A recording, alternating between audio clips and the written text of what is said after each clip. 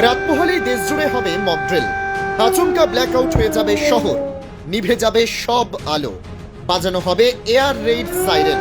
হামলা হলে কিভাবে কোথায় নিতে হবে আশ্রয়, সেই নিয়ে মক ড্রিলের নির্দেশ ইতিমধ্যেই পৌঁছে গিয়েছে রাজ্যে রাজ্যে।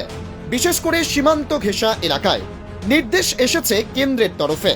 কি করতে হবে সেটাও উল্লেখ করে দেওয়া হয়েছে চিঠিতে। শেষ এমন মক ড্রিলের আয়োজন হয়েছিল ভারত পাক যুদ্ধের আগে 1971-এ।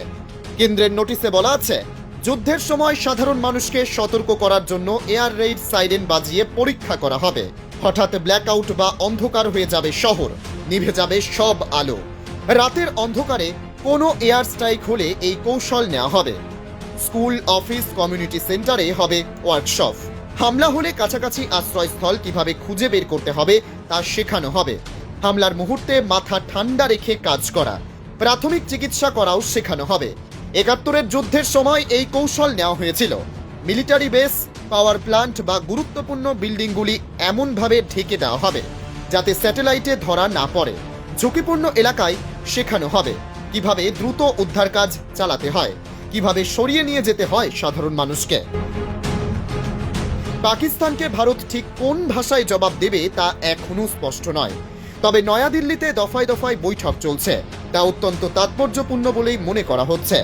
গত 11 দিন ধরে একটানা সীমান্তে গুলি বর্ষণ করে চলেছে পাকিস্তান। সেই আবহেই দেশের সব রাজ্যকে বিশেষ নির্দেশ দেওয়া হয়েছে কেন্দ্রের তরফে। দেশের সব রাজ্যে হবে মক ড্রিল।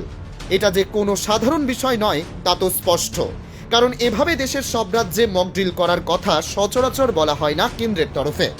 1971-এ ভারত পাক যুদ্ধের আবহে এমন মহড়া হয়েছিল রাজ্যে রাজ্যে। তারপর এই প্রথমবার এমন মহড়ার আয়োজন করা হচ্ছে।